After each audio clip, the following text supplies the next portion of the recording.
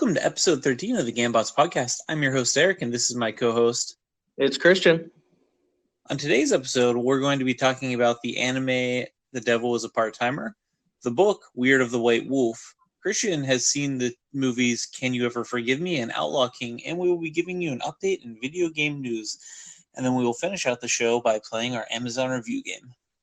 But first, this week I ended up watching the anime The Devil is a Part-Timer. It's a series from 2013 that I just finally got around to watching this past weekend on Funimation streaming, and I gotta say it wasn't too bad. It's 13 episodes. I'm guessing that you have not seen this, Christian. No, I have not. Okay, so the premise of Devil is a Part-Timer is there's two worlds. One's called Enta Isla, and the other one's Earth. And in Enta Isla, there's the demon race, and their demon king is at war with the humans.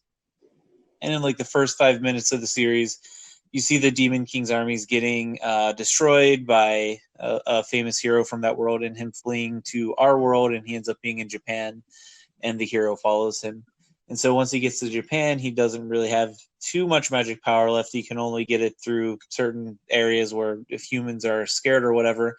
So the story then takes a weird turn where he and his sidekick general essentially become part-time workers in Japan. So he is a part-time shift manager at McDonald's, and his general is like a home wife that has to balance a budget. And it kind of talks about like living on low-income jobs and the struggles with like balancing budgets. So it's kind of a humorous concept. And then the hero's also there, and she also has a job is at a call center. And I think the best part of this show is actually when they're delving into the weirdness of, a powerful magical being just doing something as mundane as working in an fast food restaurant. And I think those are actually the best episodes. They do have some other stuff where they kind of throw the idea that someone's bad, they're bad, and they look at can people actually like change, and that's more anime tropey, and I don't actually find those parts as interesting. But the whole stuff with him being a manager, I thought was amazing. He goes into brand warfare with a KFC that opens up next door, and he flies over, and I thought that stuff was great. Only 13 episodes. The first half is definitely better than the second half. There's a couple action scenes which aren't too bad. They're short-lived and relatively quick, so I think their impact is more exciting. There's not too many anime tropes in this. There's not a lot of fan service, which I am happy because I'm not a fan of that stuff. This was originally based on a light novel, which, if you don't know, light novels are essentially kind of like short stories or young adult novels, I guess would be the best description for them for like an American comparison. And there's like, I think 19 light novels, and anime only covered, I think, the first 3 of them. So I guess it gets way more in depth about Enta Isla and that stuff in the light novels. But for the first 3, I think the anime is good at 13 episodes. I don't know if I really want to hear about the other world, because like I said, I found the most interesting stuff, the mundane things. Overall, not too bad. If you are not into anime, this is definitely not one that's going to get you into it. I think you have to be a fan of anime to enjoy this. It does have tropes. I don't think some of the humor is going to hit unless you have some background with it. But if you do like anime, I'd say give it a try. It's only 13 episodes, so it's pretty easy to work through. Yeah, that's not too bad. That's it. At the very, very beginning, when you were describing, the hero and the bad guy and escaping to the other world, it sounded a little bit like Samurai Jack. And then once he became a manager of a store, it really shifted on that one. Yeah, shows like that I think work best when they do things out of the ordinary, because there are so many mangas coming out right now that are losers in our world, die, or somehow they get transported to basically a game fantasy world where they're awesome. And I think they're really boring stories to read. Most of them aren't done too well. I thought this one was done a lot better by bringing someone who's powerful and making him weak here in our world. next this week, I finally finished book 3 in the Elric of Melnibone saga, The Weird of the White Wolf. I have to say, I have a compilation of the first 3 books, and I think this was the least interesting of the 3. So this book was broken into 3 parts in a prologue. The 3 parts really don't fit together. It's like 3 short stories combined. The prologue didn't even have Elric in it, and I don't know if the prologue has something to do with the 2 short stories I missed in between the first 3 books or what. But I don't know. It was interesting. It was fine writing, but none of the parts really work together. And actually, the first part of the book and the third part of the book are about 2 years apart. So in the first part of the book, Elric ends up going back to Melnibone because his cousin Yurkun, who he had defeated in the first book and then let rule the kingdom in his absence, finally took over it for real. And it, a lot of the book 1 just doesn't make sense to me. And again, I don't know if I missed stuff. I don't know if Michael Moorcock had written previous books and was like, I need to tie this all together because I said X, Y, and Z happened. So in this one, in the previous books, Elric had left Melnibone and he put his cousin on the throne because he had power, even though his cousin had tried to kill him already, and his cousin had put Elric's love of his life under a spell that she could not wake up from. And in this book, Elric goes back. His love, Cyramiel, actually does come back to life, and he ends up killing her. But a lot of this book doesn't make sense to me because it was supposed to be an unbreakable spell, but it was broken randomly when Elric showed back up. Yurkun randomly had everyone listening to him, whereas before they thought Elric had to die before they would listen to him. Elric sides with a bunch of humans to attack the Melnibonians, but they don't take into account that the Melnibonians have dragons. So once they get through everywhere and destroy the city, then almost every ship he's with gets destroyed by the dragons and one of his best friends. It seems like everything just got glossed over really quickly there. And then book 1 ends with him being super depressed because he killed the love of his life. And then you move into book 2, and it's about him sort of sulking, or I guess part 2 of this book, him sulking, and he goes in search of a book guarded by what they call the gods of the Lords of Law or something like that. There's the Lords of Chaos and the Lords of Law and Order, and he serves the Lords of Chaos. So he finds this book. It's about the adventure of him trying to find the book. The adventure itself was pretty fun, but then his reasoning was he needed to see if there was any gods above the Lords of Chaos and Order. Kind of anticlimactic ending. And then in book 3, he essentially storms the castle of a Lord of Chaos on the bequest of a queen of a land. It was fine. Overall, I think this is my least favorite of the 3 books, and it kind of makes me, I don't know if I'm going to continue reading these. There's a lot of them, and maybe it's just because these ones are written after the fact. I don't know. I wasn't as big of a fan as this one. Yeah, it sounds not well thought out. Yeah, it's hard to say because maybe it's just I'm reading it chronologically, and I should have been reading them in another order. I don't know. Things seem rushed to me. I don't know. It's a lot of his powers. He's supposed to be this really strong sorcerer in the earlier books, but then his power is he calls on the lords of certain entities. He summons them, like the Lord of Lizards or insects or air elementals or fire. And then they do something and they're safe, or he uses his sword and people fear him. I don't know. I feel like after reading this book, maybe I don't have the perfect taste of what the series is, but I think I've gotten enough where at the most, like maybe I give one more book a try to see, or a short story. But my initial enthusiasm for this series has waned because I think they've gotten a little less interesting as time has gone on. Honestly, this sounds like a movie that would end up on How Did This Get Made? Like, it sounds like a movie that you would just have a lot of fun kind of making fun of. Yeah, maybe. I mean, I guess I could see that as a movie. It's just like it would make the different parts of the book would make no sense. and maybe like I'm reading these wrong. Maybe these were originally just 3 short stories pulled into a compilation, and that's where my misunderstanding on this is. But I don't understand how they really fit together as a book in itself. But you're right. If this was originally like his plan, there's so much jumping around. It doesn't make a lot of sense.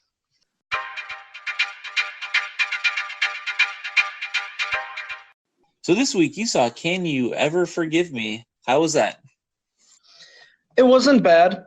I wasn't really sure what to expect from it. I'd seen I think a single preview a few days before I watched it, and I just kind of figured, I didn't really want to see anything else that came out this week. So this came out October 19th. It stars Melissa McCarthy and Richard Grant. So this is based on a true story about a biographer and author named Lee Israel who started forging documents, mostly famous authors' letters, and selling them to just kind of survive because nobody wanted to actually publish her real biographies. And the issue with her biographies was that she didn't have her own voice. She just kind of disappeared behind her characters. And so she used that to her advantage to kind of become these authors while she was forging. And apparently she got pretty good at it. I think the movie said that one of her letters ended up in an actual biography of one of the people she was impersonating, and then they had to then retract it and remove it for the second printing. So Melissa McCarthy's playing an author who forges letters from. I'm just going to pick an author at random, like Edgar Allan Poe or something, and she's trying to claim that these are authentic documents that they wrote to someone. Yeah, so one of the ones that I know is mentioned is Faulkner. She says she has Faulkners to sell. But yeah, she sells them to like the high-end document collectible community, which is apparently, a big thing for book collectors and whatnot. But she was selling these forged letters for hundreds and hundreds of dollars. She was making decent money finally. Did you like it?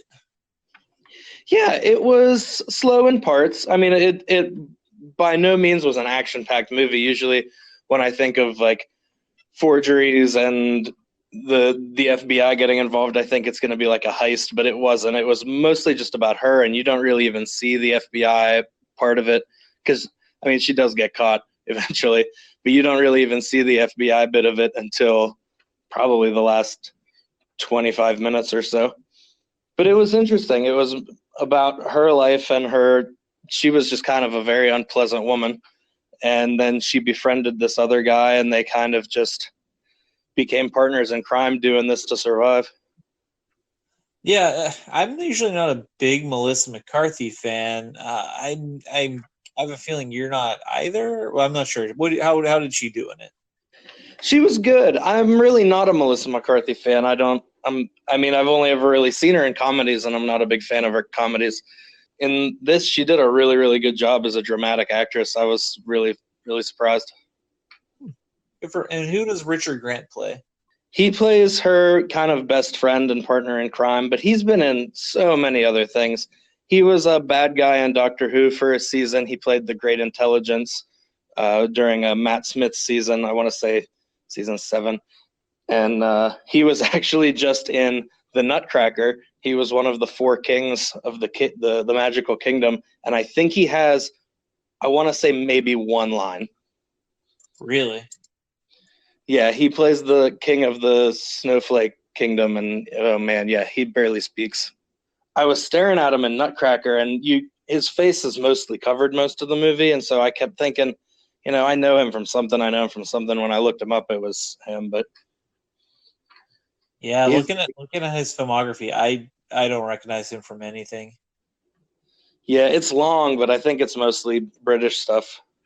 Interestingly, he's in The Nutcracker in 3D from 2010 as well as the new Nutcracker. Huh, that's interesting. This movie was pretty well received. It has a 98% on Rotten Tomatoes right now, and I think the audience score is sitting nearby. It's around like 89%, I believe. The Metacritic score is at 87, so people really liked it, and I'm definitely one of them. Like I said, don't go into it expecting it to be like on the edge of your seat, but it was an interesting story.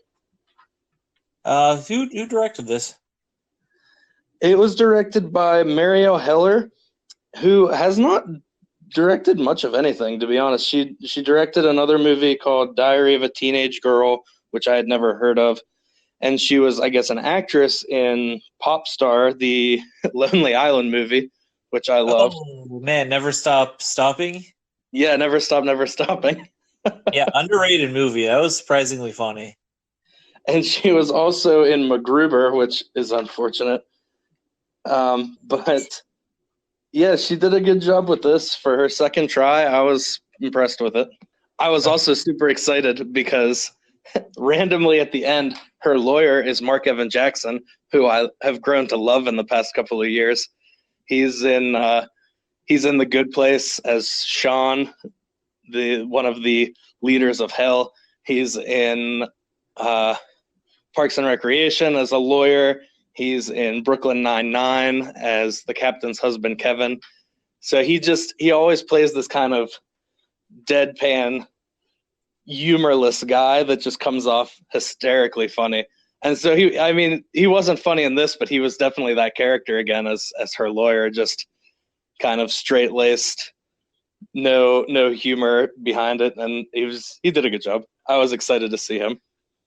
That's cool. I'm always excited when you see a cameo you aren't expecting. Like, they're not in the previews or anything. Like, the last one I think that really, really surprised me that I couldn't believe was Tom Cruise in Tropic Thunder. Like, he was awesome in that. Because I didn't even know it was him until the credits. Like, that was how surprising it was to me. I was like, man, I could not believe they pulled that one off. Yeah, that is for sure one of the best. But yeah, he came on screen in this movie, and I think I actually was like, what? I was pretty happy. Good. Overall thoughts, would you suggest our listeners to check this out? Yeah, if you like biopics, if you're into this kind of stuff, absolutely. If you're just looking for like a way to be entertained and kill some time, maybe see something else instead. But if you're into like history and this kind of stuff, yeah, sure, definitely check it out. It was well made.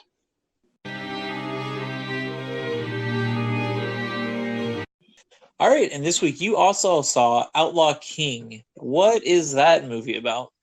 Yeah, I actually watched it last night. I was looking for something to put on Netflix because of the Hulu on my TV wasn't working, and it just came out, and so it was at the top of the page. And honestly, I thought it was a TV show until I hit play and saw it was like 2 hours long.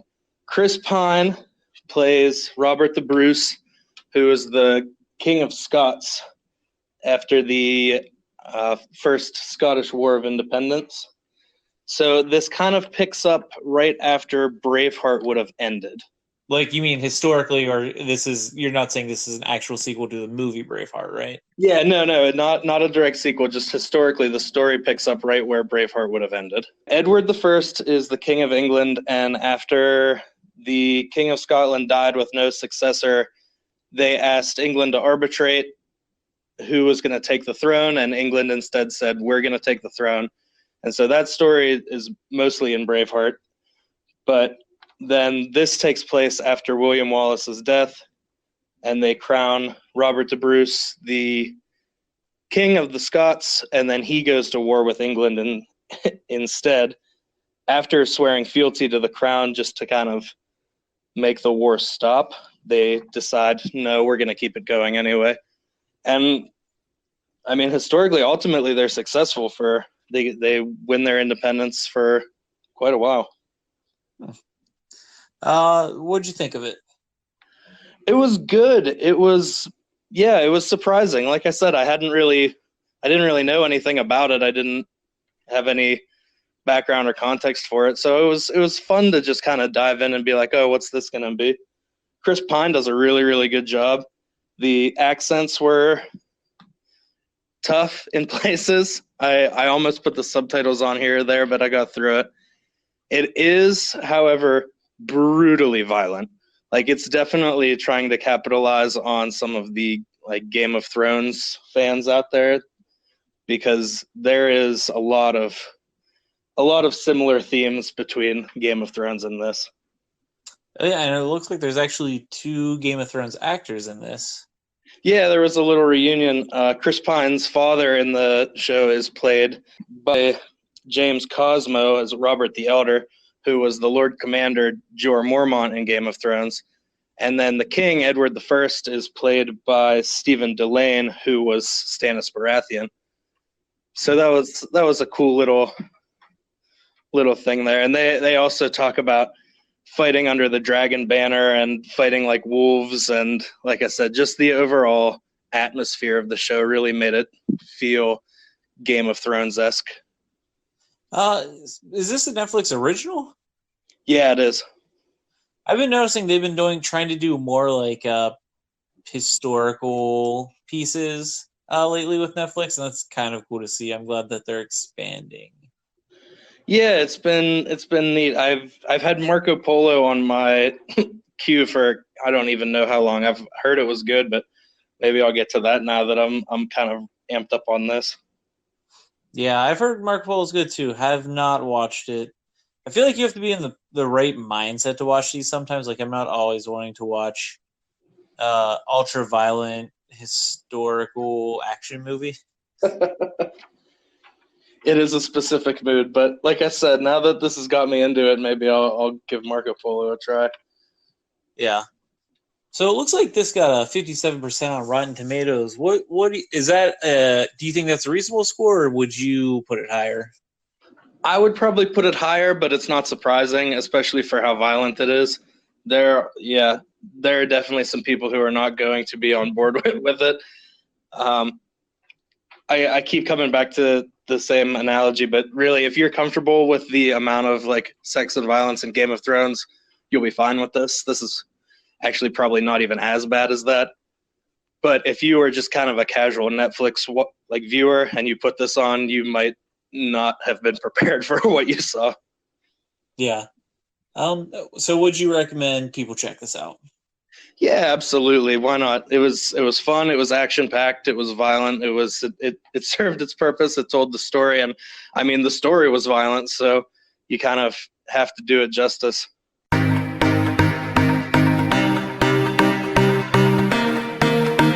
All right. In video game news, there's recently been leaked images for the Hollywood's Monster Hunter adaptation. So have you ever played or do you know about the Monster Hunter games, Christian? Not very much. So Monster Hunter is a huge franchise in Japan. Monster Hunter World came out, I think it was last January or February. I can't remember the exact month. And I think it's Capcom's best-selling game of all time. People really like it. So Monster Hunter, you are placed into a fantasy world where you get giant weapons and you hunt monsters. And you can do it alone, but it's really meant to be played with groups of 4 or at least with a friend. And so you actually have to find things, track the monsters down, and then there's smaller ones, but the big ones you're really going for are these big monsters. And they have their own attack patterns, and you can only they'll take less damage if you attack certain things, but if you do other things, armor parts will fall off, and people are really into this series. And then once you kill the monster, you get their bones or you get crafting materials, you craft stronger weapons, and then you go back and do it again. So there's a gameplay loop there that people really like. I've only played a Monster Hunter game on the 3DS, and I don't even remember which one. I played it for maybe 20 hours. Was not really my cup of tea. I was playing alone, so maybe that was the reason I didn't like it as much. And I got it a couple years after it come out because I saw it on sale. But overall, like I can see why people like the series. It does have an addicting loop of getting stronger by killing monsters, and you have to learn their attack patterns and stuff, and it's fun. So Hollywood's doing an adaptation of this, and everything I said about that, you see UN military vehicles in any of that description? No, can't say that I do. No. So Monster Hunter movie is going to star Mila Jovovich, who is essentially, I think, the only female who plays video game heroine in movie adaptations of video games. I mean, she's been in Resident Evil. She's been in a lot of stuff, and I don't actually know things that she's not in that aren't like video games or like nerd adjacent. So she's starring in this one, and she's been sending out pictures from the set. And the initial pictures she has tweeted out are her in military fatigues with guys in military fatigues with Hummers and machine guns and stuff, which is nothing like the Monster Hunter game. So it's surprising. Now, you said that this game starts with you being transported there. Do you mean like the character is like a modern day character who gets sent to another world, or do you just start in that monster world? I apologize. The movie is supposed to start with Mila Jovovich being transported to the Monster Hunter world. Okay. In the one game that I've played, you just start there. You're a hunter. They're called hunters who go around. This game originally came out on the PS2. Then it had a huge PSP following, and then some 3DS, and now it's back on consoles again.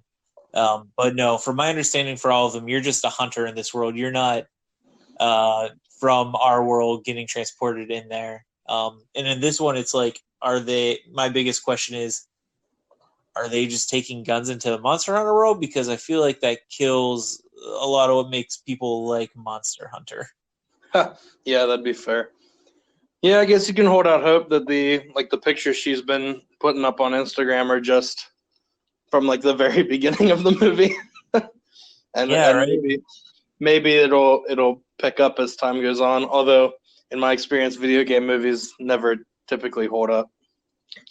No, and the issue is, it's like, who's this audience for? Your audience is the people who play Monster Hunter.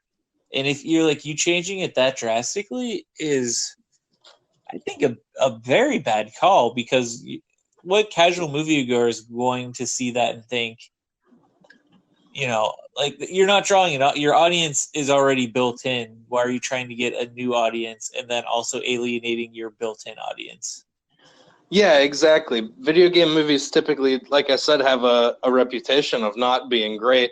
So even your standard population is going to see that it's based on a game, and they're probably going to say, nah, I'll go watch something else, something that I think is going to be better. And at this point, you've already lost your entire built-in fan base. Like you said, it doesn't seem like a great choice. Yeah, I mean, video game movies that I can count that, like, I will not even say are good, but I think were fun movies. Resident Evil 2, a Mila Jovovich movie.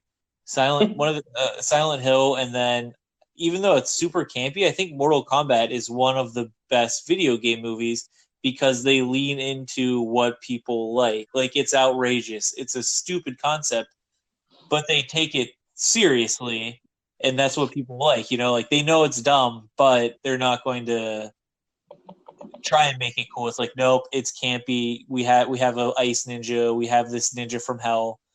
We have a lightning god. Like, whatever. We're just going with it, and that's why it's fun, and that's why people like them so much. Whereas if you take and you try and reimagine it to something that's maybe more palatable for normal audiences, I think it just comes off as bland, and you alienate your built-in audience. Yeah. I will say, I think my favorite video game movie is Prince of Persia. Jake Gyllenhaal? Yep. It was dumb, but man, I've watched that movie I don't know how many times. I really enjoy it. I saw it once in theaters, and I remember not hating it, and that's all I can say about it. I think for me, I really enjoyed the music, and that's why I kept coming back to it, and I ended up just learning to really like the movie as a whole. I also really like the new Tomb Raider with Alicia Vikander. See, I did not see that one. I heard some pretty good things about that. Another one that was bad, but I thought they would actually take some inspiration from Prince of Persia, was the most recent, well, not the only Assassin's Creed movie that they released, because it was supposed to be like, 80% of this movie's in modern day, and it's like, no one, very few, I don't want to say no one, a very small percentage of Assassin's Creed's fans play the game for modern day stuff. Yeah, it was bad. Yeah, so you're fighting that stigma by changing Monster Hunter up so much. Maybe you're right. Maybe this is just really early movie stuff. But if it is, why are you putting that out there to, like, you're going to lose? People are going to see this and just completely tune out the rest, even if they show cool stuff later. Like, you're going to alienate part of your audience with these pictures. Yeah. I mean, maybe based on the movie itself, just the nature of it, I can see like a whole bunch of it being CG. Maybe this was just a good picture that they didn't take in front of a green screen. Yeah, that's true. In other gaming news, Microsoft has announced that they are purchasing Obsidian Entertainment and In Exile Entertainment, which are two huge studio pickups for them, I think. So if you don't know, Obsidian is, in my opinion, prolific. They are basically the successors in interest to Black Isle Studios, who are famous for working with Baldur's Gate, Planescape Torment, and Neverwinter Nights. And their recent list of games include Fallout New Vegas, which is some players' favorite Fallout game. And most recently, they've done Pillars of Eternity 1 and 2, which was a callback to the old CRPGs that they are famous for, that had a wildly successful Kickstarter.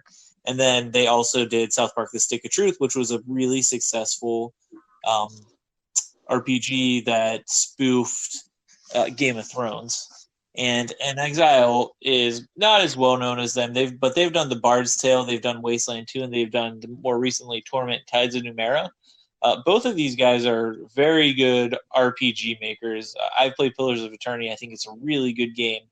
So huge pickup for Microsoft. Have you ever played any of these studios' games, Christian? I don't believe so. The closest I would have gotten would have been Fallout, but I have not played any of the Fallout games. That's the one I know the most about. Yeah, so Baldur's Gate 2 is considered by, I think a general consensus is it's one of the best RPGs ever made. You know, there's argument about is it the best or not, but for CRPGs, it's held in very high regards. And in recent years, Microsoft's really been struggling with studios for the Xbox One. I was looking at sales between PlayStation 4 and Xbox for this generation. Right now, PlayStation, I think, is sitting at like 85 million units sold, and Xbox at like 40. And a big issue of this is PlayStation has had some amazing exclusives. They had Horizon Zero Dawn, they had Persona 5, they have God of War, they just had Spider-Man. And that's just in the past 2 years. Xbox One has not had as many. They've had their first-person shooters and their Halos and whatnot, and they had Sunset Overdrive, but otherwise, and they have Forza, but otherwise, I think they're getting hammered on more general appeal, first-party studio games, and they don't have any RPGs, which is a huge subset of PlayStation. People really like RPGs, so I think this is an attempt by them to claw back some of the console audience in RPGs, but they're going in it for they're getting computer RPG studios for that, and I think this actually ties into their policy of they're really starting to lean into combining computer gaming and Xbox gaming to the point where I'm curious if one day Xbox just becomes a second computer you attach to your TV and maybe loses some of its brand identity.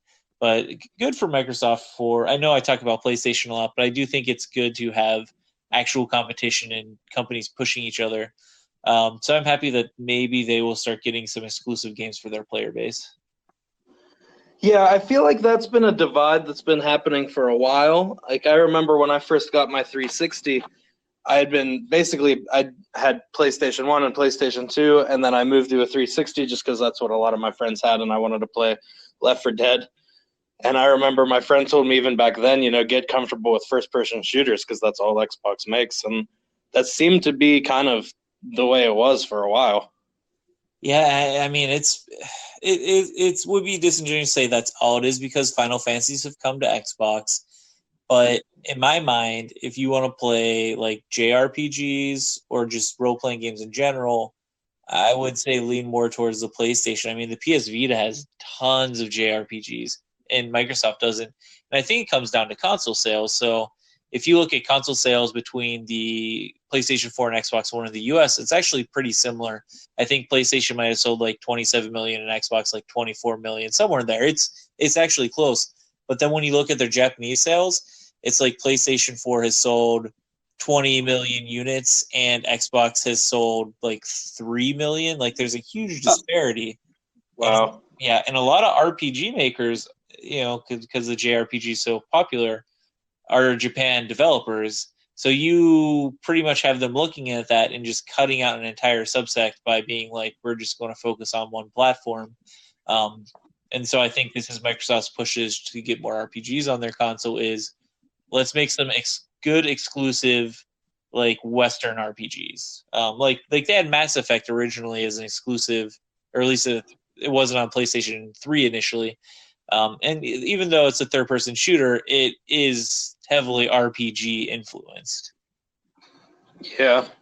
And we've also seen a move in more recent years of a lot of more games have been doing cross-platforming, where, like you said, the Final Fantasies have been coming out kind of across consoles.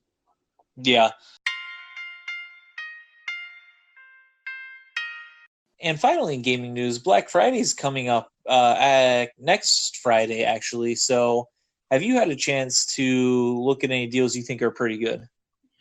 Well, I did see the PS4 at Sam's Club. You can get a 1 terabyte for $200. That one is looking pretty good for me.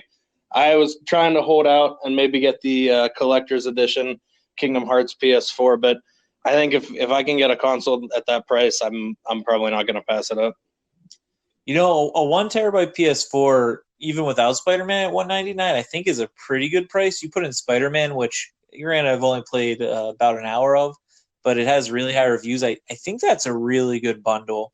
Yeah, there are some deals out there for $399 PlayStation 4 Pro, which if you're looking for a PS4 Pro is not a bad deal, but I don't have a 4K TV. And I have like a launch PS4 and it runs all the games fine with only 500 gigabytes. So I think the 1 terabyte hard drive is awesome, especially because I think if you end up getting one, you end up downloading more games than you realize just because there's so much more indie games out there right now. Yeah, you're probably right. And I mean, I have a lot of feelings about 4K, mostly that I think it's dumb, and you're never going to trick me into buying a 4K anything. Oh, really? I think at a certain point, resolution is as good as it's going to get, and you can make the TVs as big as you want. I don't think the picture is going to get any better. Yeah, I don't know. I'm going to get a new TV. My TV is like 8 years old now. I'm going to try and hold off on 2 more years so I can say I had it for a decade before I switch. But I have like a plasma, and I'm really excited to get a giant 4K TV when they go down in price a little bit more in a couple years. Yeah, I mean, maybe I'm wrong, but I feel like I've stood in Walmarts and looked at a regular TV and a 4K TV side by side, and I can't tell the difference. Yeah, the big thing actually with the PlayStation 4 Pro and the Xbox One X is you can get everything to run at 60 frames per second, which Ooh. I'm not a huge like guy about that, but it does look a lot smoother when it does. And then also you can change it for if you don't actually have a 4K TV, you can do performance mode, so the refresh rates are better, and it just overall the game plays smoother. So that's one benefit. I'm probably not going to buy one. I feel like I'm just going to hold out for a PS5 at this point because I know it's down the line. But if you don't have one and you really want to try out it, PS4 Pro is out there. And also, if you're an Xbox guy, the Xbox One S Minecraft Creators Edition is $199 at Target and the Microsoft Store, maybe a couple other places. That seems to be the bundle they're pushing. You know, I'm not a huge Xbox guy, but people really do like Xbox. So if you haven't had a chance to pick one up and you've been wanting one, that doesn't seem like a good deal. And similar to the PS4 Pro, you can actually get the Xbox One X for $399 out there. I think with some bundles. And if you're actually going to get like the iteration of either the PS4 Pro or the Xbox One X, from everything I've heard, is the Xbox One X is the better one at performing. They do true 4K. The PS4 Pro does like faux 4K. So just something to think about if you're upgrading to one of those consoles. The coolest thing that I saw, which it sucks, it's $79. I think it's a little bit overpriced because this is a bundle from like 2 or 3 years ago, but they have a Super Mario Maker Edition 2DS. I am a huge fan of the 2DS line of Nintendo consoles. The 2DS is what got me actually into the 3DS line of games because I bought one for $80, and I love their library. The Mario Maker edition of it looks really cool. I think Nintendo has done a really good job, or they did a really good job, I guess, with 3DS special consoles. Like they had a Hyrule edition. They look slick, and I think the Mario Maker one looks good. If you are interested in 3DS gaming and you want a cheaper entry point, I highly suggest checking out that bundle. Super Mario Maker on the Wii U was awesome. Haven't played it on the 3DS, but I assume it's relatively similar, so you should check that out. And then finally, there is the Mario plus Rabbids Kingdom Battle for $25 at Target. If you have a Switch and you like XCOM games or things like that, Mario plus Rabbids, surprisingly an awesome game. I hate the Rabbids from Rayman and the Wii, but man, it's a Nintendo game. They paired with Ubisoft and they pulled magic, man. It is a really fun game. All right, and now we are going to play our Amazon review game. For the rules of this game, I'm going to read Christian a 5-star reviews from Amazon. He'll get 2 questions, and then I can read another review. He'll get 2 more questions, and then 1 final review. Then he has to guess what the movie is. Are you ready, Christian? Bring it on. All right. How can you not like this character? The way he talks back to people, the one-liners, jokes, and awesome powers are everything people should envy, or at least I am. The movie has a history I like and admire. The movie has a story I like and admire in a way, especially how he gets the girl in the end, even with his new looks. I personally love everything about this character, from the Funkos to the video games to the movies. It is one of those movies where you can rewatch a lot of times and never become bored. Does this movie star Ryan Reynolds? It does. All right, Deadpool. Yes. Nice. This is a quick one. Listeners out there, we found out Stan Lee had died today, so I wanted to pick a movie Stan Lee had a cameo in. Good call. Man, you got that really quick. It was honestly, it was the he gets the girl even with the new looks and the Funko name drop. That was the one I was like, ooh, I bet this is Deadpool. Yeah. All right. Well, nice. You crushed that one. All right, guys. Thanks for listening to our show. Before we go, Christian, what are you checking out this week? Well, I know I said this last week, but a new Sanderson book came out called Skyward. I literally just downloaded it on my Kindle minutes before starting this recording because I was bopping around doing other stuff this week. So I'm definitely going to try to get into that. Also, the new Fantastic Beasts and Where to Find Them comes out this week. And so I'm probably going to be watching that hopefully Wednesday night, if not maybe Thursday afternoon. So this week, I kind of got a little bit burnt out on video games. I didn't play them as much this weekend. So I'll probably be trying to get back into that. I'm currently watching, I've gotten more into anime, and I'm watching another anime right now called The Disastrous Life of Sakaki Kei. So I might be talking about that next week. It's been pretty good so far. And like you, I do want to see the new Fantastic Beasts movies. I really underestimated the first one. I went into it thinking it was going to be horrible and ended up really surprised. And now I'm worried that I have too high of hopes and this one is going to disappoint me. Yeah, it was great. It really blew me away. I'm very excited about this one. Not super thrilled about Johnny Depp, but we'll take what we can get, I guess. Yeah. Do you remember who played? I know Johnny Depp made his cameo with him, but I don't remember who played the bad guy for most of that movie. Colin Farrell. Yeah, I thought he was awesome, and I wish that they had used him instead of Johnny Depp. Speaking of cameos, didn't know Johnny Depp was coming. He came on, mumbled a line that I could not understand what he said and had to Google it after the fact, and was like, God, he's going to be in the next ones. Sure is. Now there's supposed to be 5, so I guess we'll see where it goes from here. But I am really excited about this one coming up. I can't believe they're making 5 of these. I also don't like that they're doing sort of revisionist history with Harry Potter where J.K. Rowling comes back and she's like, nope, Nagini was a person the whole time. And it's like... Yeah. I don't love that. Me either. I guess we'll see how they work it into the movie. Maybe I'll take it back. But yeah, I was not thrilled with that decision. Yeah, if you're going to do a whole thing, just do it as a separate standalone. Don't have it really tie into the main series. Like, I get it, Grindelwald's and on it, like, he was really unexplored. I think that's fine. But then when you start like having cross references with actual people, like Dumbledore's now going to be in it and stuff, I think you muddy the waters a little bit. Well, the Dumbledore connection for me makes sense because that was part of the main story. Like the two of them had been friends as kids, so that was fine. But I think what they're running into now is like Star Wars prequel territory, where you're trying to shove as many like original characters into the prequels as you can, and plot holes be damned. Yeah, I mean, I agree with you. I think Dumbledore makes sense. It's just like I don't know. I think I like the first one so much because they were all new characters. Yeah, agreed. Also, not coming out this week, but I am looking forward to Creed 2. The first Creed was a huge surprise for me, and I ended up loving it. And I do like I wouldn't say a majority of the Rocky movies, but I do really like 3 or 4 of them.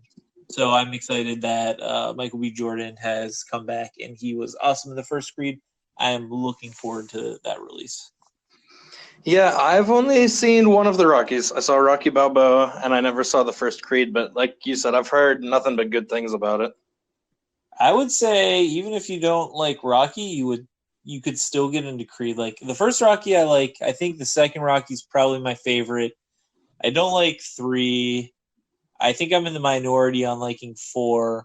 And then I get kind of confused on their names. I like the one when he comes back as there's an old guy and has to fight like a sort of retired guy who was like out of shape. I did like that one. That's Rocky Balboa. That's the one I've seen. Yeah, I like that one just for the training montages alone, where they're like, Rocky, you're old, so you're just going to get really hard fists and just get punched. that's your ability. But no, Sylvester Stallone was actually really good in Creed, and so was Michael B. Jordan. So you should check it out if you ever get a chance and you like boxing movies at all. Like I think it was good. All right, guys. Thanks for checking out our episode. If you want to follow us, we're at Gambots Network on Twitter. Thanks for listening. Thank you.